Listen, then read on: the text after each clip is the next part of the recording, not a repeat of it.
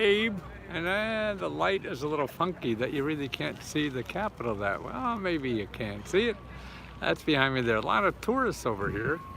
See, boy, it's just so different nowadays with people all over, which is nicer. It makes being down the mall a little nicer when there's a lot of people down here. When there's nobody, yeah, I used to be the only person down here. And that's not true anymore. But I want to tell you about something that is sort of new. It's old, but it's new again. It's called earmarks, you know, like your ear, you know, where you mark something, an earmark.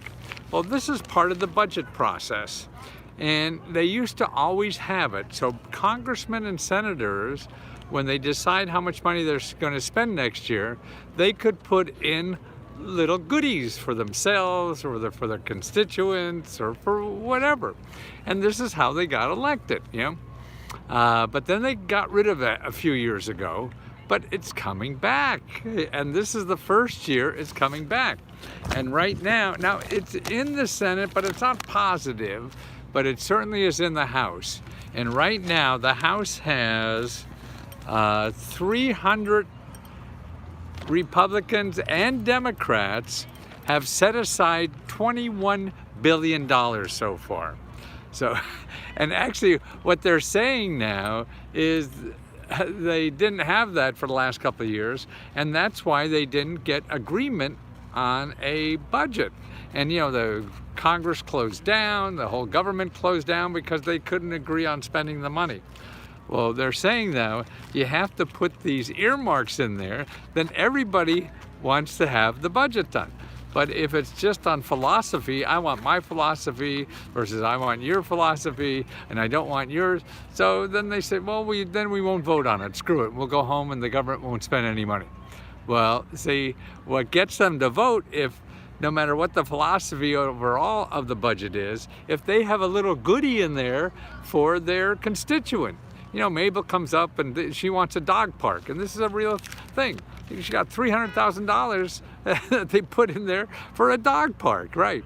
So anything, if you're individual need money, if you're a nonprofit need money, you're a county government need money, you're a nonprofit organization need money, talk to your congressman. And actually, about a year ago, it started popping up on some of the congressmen's websites. That would be there, hey, if you want to earmark, here's the form you fill out and we will consider it, see? So they know. So that's what I mean, people, I know a lot of members, the Lesko Help members are afraid to ask congressmen or whatever to help them with money. Man, it's right on their website.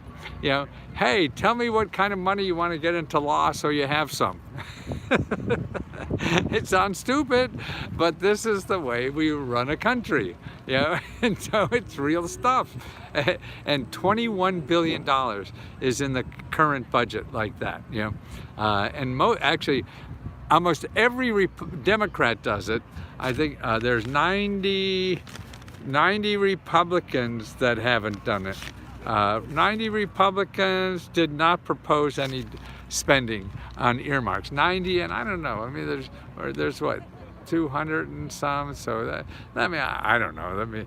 Maybe 50 Republicans and 150 Democrats or whatever. But every Democrat but one. I mean, but Democrats are in business to spend government money. They think the government should solve every problem, and the Republicans think that, you know, business should solve every problem. And they're both right and they're both wrong, you know. And that's the problem. They think it's every problem. And it's not every problem, maybe some problem. But, you know, when you see a hammer, everything looks like a nail. So if you're a Republican, everything looks like it could be solved with the, you know, business. And if you're a Democrat, you think everything can be solved with the government. So that's what we live with. But more importantly, it's there for you. So if you are a constituent, we all are constituents, even if you don't vote, you live in that community that they represent, and you have the right to ask for this. So there'll be a form. They may not be set up like some of them are, just fill out this form and tell me what you need money for. And I would think it'd be better if it was something for the whole community, not just you. You want to build a backyard swimming pool. That's going to be a tough sell. Right? but if you want to use build a skate park or a community center or something that the whole community could use, even if you charge money, that's something that would be, a better possibility than a pool in your backyard. But again, I would say, I would fill out the form even if you need, money to pay your mortgage, because then they know. And then they'll get more into how they could solve this with current programs, because they know current programs that may do it. So that's maybe another way to get their attention on Capitol Hill. When you call for help, how I've been telling you to call your elected official, call your elected, well, that's what, you call them for an earmark. You want to know how you can apply for an earmark from the congressman or senator. Because the senators, I think, are less formal yet, but it looks like they're considering having a more formal way to do it. So that means they're accepting it, I would think, but just in a different way. And of course, every elected official is different, so you can't say positively it's for everything. But again, so you contact your elected official, whether it's money for your own, getting a roof on your house, or paying for school, or getting a skate park, or a dog park, or whatever. Call them up and ask for an earmark, okay? Ear, see?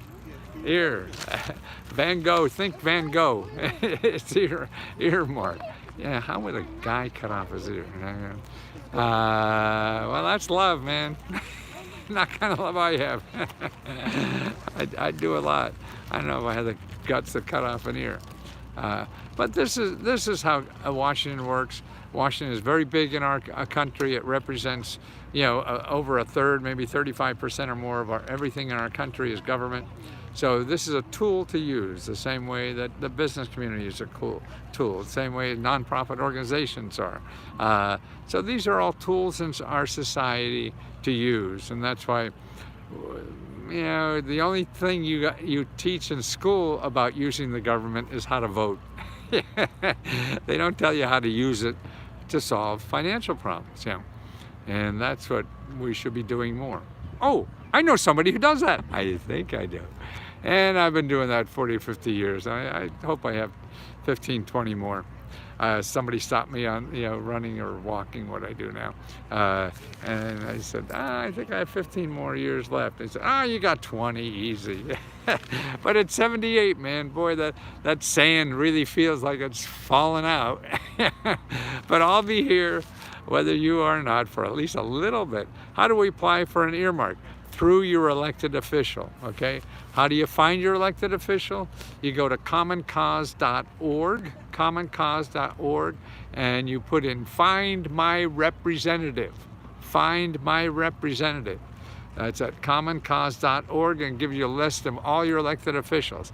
Now, I don't know if the states have it. I know the federal. What I'm talking about is your federal elected official. That's your 2 senators and your congressman. Your state may have the same thing. Try it.